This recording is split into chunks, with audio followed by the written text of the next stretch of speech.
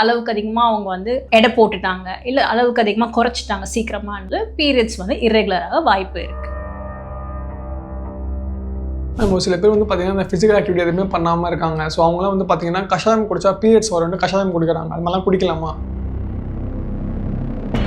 மாதம் என்ன ஒரு பெண் பண்ணணும் அப்படின்னு பார்த்தீங்கன்னா சுய பரிசோதனை மார்பகத்தை அவசியம் பண்ணணும். பார்த்தீங்கன்னா பீரியட்ஸ் டைமில் வந்து பார்த்தீங்கன்னா அதிகமாக இந்த மென்சுரல் ப்ராடக்ட்லாம் யூஸ் பண்ணுவாங்களே. ஃபார் எக்ஸாம்பிள் வந்து காட்டன் பேடாக இருக்கலாம், சானிடரி பேடாக இருக்கலாம், மென்சுரல் கப் இருக்கலாம், டேம்பனாக இருக்கலாம். இல்லையா இதில் வந்து எது யூஸ் பண்ணுறது நல்லது? ஆண்களுக்கு அப்படின்னு பார்த்தீங்கன்னா 3 மாதம் ஆகும் ஒரு விந்து ப்ரொடியூஸ் ஆகி வர்றதுக்கு. அவங்க வந்து ஓவலேஷன் டைம் முன்னாடியிலிருந்து ஒரு 12வது நாள்ல இருந்து அட்லீஸ்ட் ஒரு 18th டே வரையும் ஒரு ஃப்ரீக்வன்சி ஆஃப் மீட்டிங், அதாவது இன்டர்கோர்ஸ் இருக்கிறது முக்கியமான ஒரு விஷயம். அப்போ வந்து பிரெக்னன்சி.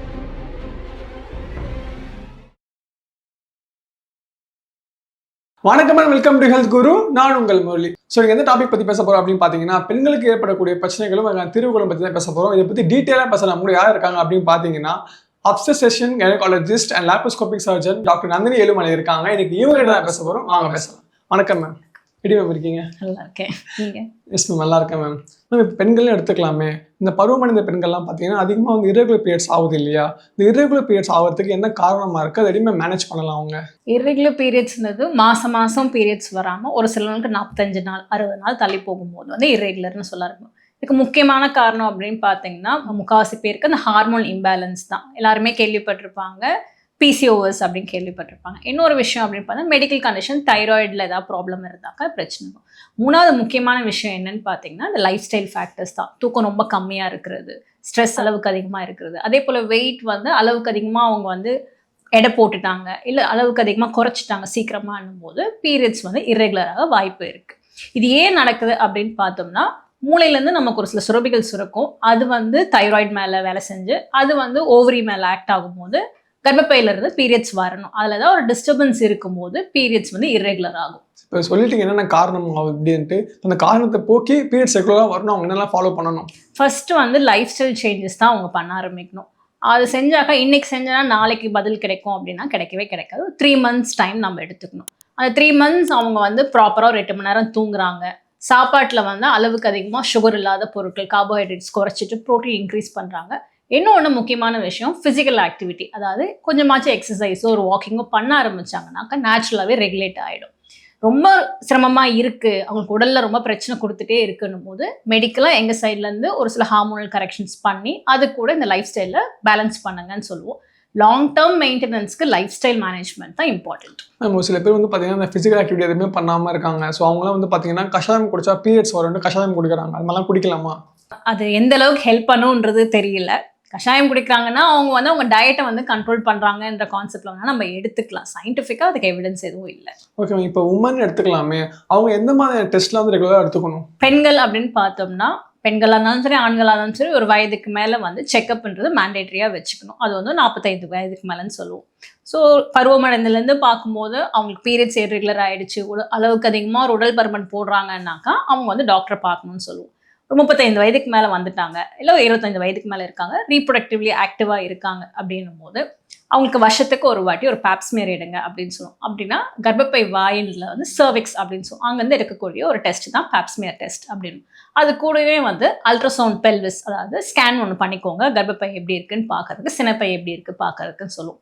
இது வந்து வருஷத்துக்கு ஒரு ஈடு பண்ணும். மாதம் என்ன ஒரு பெண் பண்ணணும் அப்படின்னு பார்த்தீங்கன்னா சுய பரிசோதனை மார்பகத்தை அவசியம் பண்ணணும். அவங்க வந்து சுய பரிசோதனை பண்ணும்போது கட்டி மாதிரி தெம்படுது, இல்லாட்டி மார்பக காம்புலேருந்து கசிவு மாதிரி இருக்குது, ரத்தம் வருது அப்படின்னாக்கா டாக்டர் போய் அவங்க அவசியம் பார்க்கணும். இது கூடவே அவங்களுக்கு வீட்டில் ஃபேமிலியில் வந்து யாருக்காவது பிபி இருக்குது, சுகர் இருக்குது அப்படின்னாக்கா ஒரு 40 வயது தாண்டிட்டாங்கன்னா அவசியம் சுகர், தைராய்டு பார்த்தாகணும் அவங்க. இப்போ அதே மாதிரி இந்த பீரியட்ஸ் டைமில் வந்து அதிகமாக மூட் ஸ்விங்ஸ்லாம் ஆகுது இல்லையா மேம்? அதை எப்படி மேம் கண்ட்ரோல் பண்ணலாம் அவங்க? பீரியட்ஸ் சமயத்தில் வரக்கூடிய மூட் ஸ்விங்ஸ் அப்படின்றது வந்து ஒரு 10 to 12 days பீரியட்ஸ்க்கு முன்னாடி இருக்க ஒரு டைமில் தான் வந்துட்டு நிறைய மூட் ஸ்விங்ஸ் அப்படின்னும் போது அளவுக்கு அதிகமாக கோவப்படலாம், அப்செட்டாக இருக்கலாம், திடீர்னு அழுவாங்க, அவங்களுடைய ஸ்டெபிலிட்டி இருக்காது, மைண்டில் எமோஷனலாக ரொம்ப ஸ்டேபிளாக இருக்க மாட்டாங்க. இதை வந்து பிஎம்எஸ் அப்படின்னு சொல்லுவோம், ப்ரீமென்ஸ்ட்ரல் சிண்ட்ரோம் அப்படின்னு சொல்லுவோம். இது ஏன் நடக்குது அப்படின்னு பார்த்தோன்னா உடலில் இருக்கக்கூடிய ஹார்மோன்ஸ் வந்து கொஞ்சம் பேலன்ஸ் இல்லாமல் இருக்கும். அதாவது பீரியட்ஸ் வர்றதுக்கு முன்னாடி காலத்து வரையும் ஒரு ஈஸ்ட்ரோஜன் ஒரு ஹார்மோன் இருக்க போது, பீரியட்ஸ் முடிச்சதுக்கு அப்புறமா மிட் சைக்கிள்லேருந்து ப்ரொஜெஸ்ட்ரான் ஹார்மோன் இருக்கும். இது ரெண்டுத்துலேயும் ஒரு இம்பேலன்ஸ் ஆகும்போது எல்லாரும் எக்ஸ்பீரியன்ஸ் பண்ணக்கூடிய விஷயம் தான் பிஎம்எஸ்ஸிங். இதுக்கு வந்து சைக்கலாஜிக்கலாகவும் சரி உடம்பளவுலையும் சரி ஒரு சில விஷயங்கள் பண்ணும்போது தான் அவங்க வந்து இதை அவாய்ட் பண்ண முடியும், சிம்டம் வந்து கம்மி பண்ண முடியும். வெறும் மூட் ஸ்விங்ஸ் மட்டும் கிடையாது, கூடவே வந்து ஒரு சில பெண்களுக்கு வந்து மார்பக வலி இருக்கலாம், இல்லாட்டி உடல் வெயிட் போட்ட மாதிரி ஃபீல் பண்ணுவாங்க, வயிறு உபசமாக இருக்குது அப்படின்னு சொல்லுவாங்க ஒரு சிலருக்கு, இல்லாட்டி கை கால் குடைச்சல் இருந்துகிட்டே இருக்குது அப்படின்னு சொல்லுவாங்க. இந்த மாதிரி ஒரு பீரியட்ஸ் வரதுக்கு ஒரு 10 நாளைக்கு முன்னாடி இருந்துச்சு அப்படின்னா அவங்களுக்கு வரப்போகுது அப்படின்னு எல்லாருமே சொல்லக்கூடிய விஷயம் தான். இது கம்மியாக இருக்கணும் அப்படின்னாக்கா ஒரு லேடி என்ன பண்ணணும் அப்படின்னு பார்த்தீங்கன்னா, அவங்க சாப்பாட்டில் வைட்டமின் இ உள்ள பொருட்கள், vitamin D, magnesium, omega 3 fatty acids எடுத்துக்க ஆரம்பிச்சுக்கணும். கூடவே வந்துட்டு ஹெல்தியான ஒரு க்ரீன் வெஜிடபிள்ஸ், இதெல்லாம் எதில் இருக்கும் அப்படின்னு பார்த்தோம்னா நட்ஸு, அதே போல் வந்துட்டு க்ரீன் வெஜிடபிள்ஸு, இந்த மாதிரி இருக்கக்கூடிய பொருட்கள் எடுக்க ஆரம்பிக்கணும். பழங்கள் அதிகமாக எடுத்துக்கும் போது ஆன்டி ஆக்சிடென்ட்ஸ் நிறைய கிடைக்கும். இதெல்லாம் இன்க்ளூட் பண்ணாங்க அப்படின்னாக்கா பிஎம்எஸ்ஸிங் கம்மியாக இருக்கும். உடல் பருமன் ஜாஸ்தியாக இருக்க பெண்களாக இருந்தாக்கா கொஞ்சம் ஃபிசிக்கல் ஆக்டிவிட்டி பண்ண ஆரம்பிச்சாங்கன்னா இந்த பிரச்சனை குறைய ஆரம்பிக்கும். இப்போ அதே மாதிரி பார்த்தீங்கன்னா ஒருத்தவங்க பீரியட்ஸ் மேம் தள்ளி போய் பீரியட்ஸ் ஆகுது, அப்போ வந்து பார்த்தீங்கன்னா ஹெவி ப்ளீடிங் அப்படிலாம் ஆகுது இல்லையா, அதை தடுக்க நம்ம பண்ணலாம்? பீரியட்ஸ் அப்படின்றது எல்லாருக்குமே வந்து 28 நாள் 35 நாளுக்குள்ளே வரும். இது ஒரு ரேஞ்ச் எல்லாருக்கும் சொல்கிறது. அவங்க பருவமடைந்ததுலேருந்து என்ன ஒரு பேட்டர்ன் இருக்கோ அதே தான் வரும். மேபி டெலிவரிக்கு அப்புறமா கொஞ்சம் பேட்டர்ன் மாறலாம். ஒருத்தவங்களுக்கு வந்து 3 நாள் தான் ப்ளீட் ஆகுதுன்னா அது நார்மல்னு சொல்லுவாங்க. 3 to 5 டேஸ்க்கு மேலே, அதாவது 5 நாளைக்கு மேலே ப்ளீட் ஆகிட்டே இருக்குன்னா அதாவது ஹெவி பீரியட்ஸ் சொல்லலாம். வேறு எப்படி குவான்டிஃபை பண்ணலான்னு பார்த்தீங்கன்னா, ஃபஸ்ட்டு 2 டேஸ் வந்து அவங்க யூஸ் பண்ணக்கூடிய நம்பர் ஆஃப் பேட்ஸ், அவங்க வந்து ஒரு 4 பேட் 5 பேட் மாற்றிட்டு இருக்காங்க, அந்த பேடோ என்ன அவங்க கப்ஸ் யூஸ் பண்ணாங்க எதுவாக இருந்தாலும் ஃபுல்லி சோக்டு, அந்த பேட் ஃபுல்லாக நனைஞ்சு போயிடுது, ட்ரெஸ்ஸு வெட் ஆகுது, இல்லை கட்டி கட்டியாக போகுதுன்னா ஹெவி பீரியட்ஸ் அப்படின்னு சொல்லுவோம். ஸோ உங்களுக்கு லென்த் அதிகமாக இருக்குது, இல்லாட்டி ஃப்ளோ ரொம்ப ஜாஸ்தியாக இருக்குன்னா ஹெவி பீரியட்ஸ் அப்படின்னு நம்ம சொல்லுவோம். இது ஹெவியாக இருக்குது அப்படின்னும் போது அவங்க இது நார்மலாகிடும் அப்படின்னு கேர்லெஸ்ஸாக விட்டுறக்கூடாது. நாளடைவில் அவங்களுக்கு வந்து ரத்த சோகை வர்றதுக்கான வாய்ப்பு இருக்குது. போய் டாக்டர் போய் அவசியம் போய் பார்த்து மெடிக்கலி ஏதாவது ப்ராப்ளம் இருக்கா, இல்லை கர்ப்பப்பையில் ஏதாவது கட்டி இருக்கா, ஃபைப்ராய்ட் கட்டி இருக்கா, இல்லை ஓவரியில் ஏதாவது சிஸ்ட் இருக்கான்ற ஒரு விஷயம் தெரிஞ்சுக்கணும். எந்த பிரச்சனையும் இல்லை, இது வெறும் ஹார்மோன்னால தான் பிரச்சனை அப்படின்னாக்கா ஒரு சில அட்வைசஸ் நம்ம சொல்லுவோம். லைஃப் ஸ்டைலில் என்ன மாற்றிக்கலாம், அவங்க ஃபுட்டில் என்ன மாற்றிக்கலாம், அது கூட வந்து மருந்துகள் ஏதாவது தேவைப்பட்டாக்கா அந்நேரத்துக்கு அதை நம்ம கொடுப்போம். இப்போ அதே பீரியட்ஸ் டைமில் வந்து பார்த்தீங்கன்னா அதிகமாக வந்து மென்சுரல் ப்ராடக்ட்லாம் யூஸ் பண்ணுவாங்களே. ஃபார் எக்ஸாம்பிள் வந்து காட்டன் பேடாக இருக்கலாம், சானிடரி பேடாக இருக்கலாம், மென்சுரல் கப்பாக இருக்கலாம், டேம்போனாக இருக்கலாம் இல்லையா, இதில் வந்து எது யூஸ் பண்ணுறது நல்லது? இது வந்து பேஷண்ட்டோட கம்ஃபர்ட் தான். இங்கே வந்து எதுவாக இருந்தாலுமே எக்கோ ஃப்ரெண்ட்லியாக பயோடிகிரேடபிளாக இருக்கணும். இந்த சானிடரி பேட்ஸ்லாம் இப்போ வந்து நிறைய எக்கோ ஃப்ரெண்ட்லியாக மக்காத பொருட்கள் இல்லாத மாதிரி செய்யக்கூடிய பேட்ஸ் இருக்குது. ஒரு பிகினர் ஃப்ரெண்ட்லின்றது சானிடரி பேட்ஸ் தான். இல்லை அவங்க வந்து மென்சுரல் கப் யூஸ் பண்ண கம்ஃபர்டபுளாக இருக்குன்னா, ஹேண்ட் ஹைஜின் நல்லா தெரியும்னா தாராளமாக யூஸ் பண்ண ஆரம்பிக்கலாம். டேம்பூன்ஸும் அதே மாதிரி தான். இது எல்லாமே வந்து ஒரு 4 to 6 hours ஒன்ஸ் மாற்றக்கூடிய ஒரு விஷயம். நம்ம அவங்க லைஃப் ஸ்டைலுக்கு எது சூட் ஆகும், அவங்க அதை எப்படி ஹேண்டில் பண்ணிக்கிறாங்க, அந்த ஹைஜனை பொறுத்து தான் வந்துட்டு அவங்க யூஸ் பண்ணக்கூடிய விஷயங்கள். மேம் இப்போ வந்து ஒருத்தவங்க ப்ரெக்னன்சி பிளான் பண்ணுறாங்கன்னா அவங்க என்னென்ன தெரிஞ்சுக்கணும்? ஒரு ஆஸ் அ கப்பலாக வந்து அவங்க என்ன தெரிஞ்சுன்னா, அவங்க ஏஜ் வந்து ரொம்ப இம்பார்ட்டண்ட்டு. ஒரு ரொம்ப ஏர்லியாக கல்யாணம் பண்ணியிருந்தாங்க அப்படின்னாக்கா பிளான் பண்ணுறதுக்கு முன்னாடி அந்த ஃபீமேலை வந்து நம்ம ஃபோலிக் ஆசிட் சப்ளிமெண்டேஷன் எடுத்துக்கோங்க அப்படின்னு சொல்லுவோம். மற்றபடி அவங்களுக்கு எந்த ஹெல்த் ப்ராப்ளம் இல்லை அப்படின்னாக்கா தே கேன் ட்ரை நார்மலி. 1 வருஷம் வரையும் அவங்க நேச்சுரலாக ட்ரை பண்ணலாம். அதுவே அந்த கப்பல் கொஞ்சம் லேட்டாக கல்யாணம் பண்ணியிருக்காங்க, இல்லை ஏஜ் அதிகமாக இருக்குது, எங்களுக்கு கொஞ்சம் இமீடியட்டாக பிளான் பண்ணணும் அப்படின்னு நினச்சோன்னா, யாராக இருந்தாலும் வந்து பேசிக்காக அவங்க ஹெல்த் எப்படி இருக்குன்றது தெரிஞ்சுக்கணும். ஸோ அந்த விமனுக்கு என்ன பார்ப்போம் அப்படின்னு பார்த்தீங்கன்னா, அவங்களுக்கு ரத்த சோகை இருக்கா இல்லையான்னு தெரிஞ்சுக்கிறதுக்கு அவங்க ஹீமோகுளோபின் என்ன இருக்குன்னு பார்ப்போம். தைராய்டு பிரச்சனை இருக்கான்றதுக்கு பிளட் டெஸ்ட் பார்க்க போகிறோம்.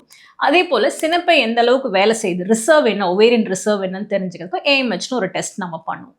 இது வந்து அந்த பெண்ணுக்கு பண்ணுவோம். ஸ்கேன் பார்ப்போம் நமக்கு ஹெல்த்தியாக இருக்கா யூட்ரஸ் ஓவரிஸ்ன்னு சொல்லிட்டு. இது கூட முக்கியமான ஒரு விஷயம், டாக்டர்கிட்ட பேசும்போது அவங்களோட மெடிக்கல் ஹிஸ்ட்ரி நம்ம தெரிஞ்சுப்போம். எதாவது சிக்னிஃபிகண்ட்டாக இருக்கா, எதாவது அட்ரஸ் பண்ணணுமான்னு சொல்லிட்டு.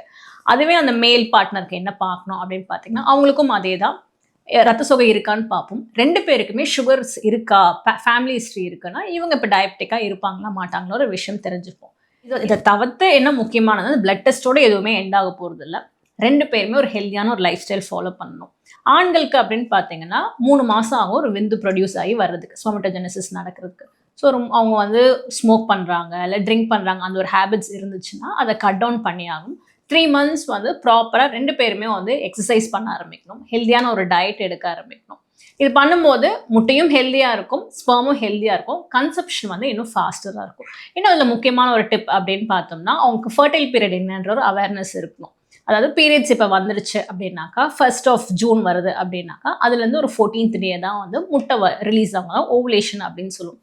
ஸோ அவங்க வந்து ஓவுலேஷன் டைமுக்கு முன்னாடியிலிருந்து ஒரு 12வது நாள்லேருந்து அட்லீஸ்ட் ஒரு 18th day வரையும் ஒரு ஃப்ரீக்வன்சி ஆஃப் மீட்டிங், அதாவது இன்டர்கோர்ஸ் இருக்கிறதுன்றது முக்கியமான ஒரு விஷயம். அப்போ வந்து ப்ரெக்னென்சி சான்சஸ் வந்து ஜாஸ்தி. இந்த ஃபர்டைல் பீரியட் அப்படின்னு சொல்லுவோம். இந்த அவேர்னஸ் இருந்தாலே தாராளமாக அவங்களால கன்சீவ் ஆக முடியும்.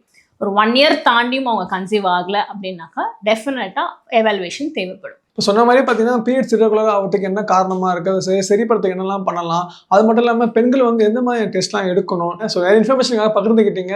உங்கள் நேரத்தை எங்களுக்காக ஒதுக்குனதுக்கு மிக்க நன்றி மேம். தேங்க்யூ.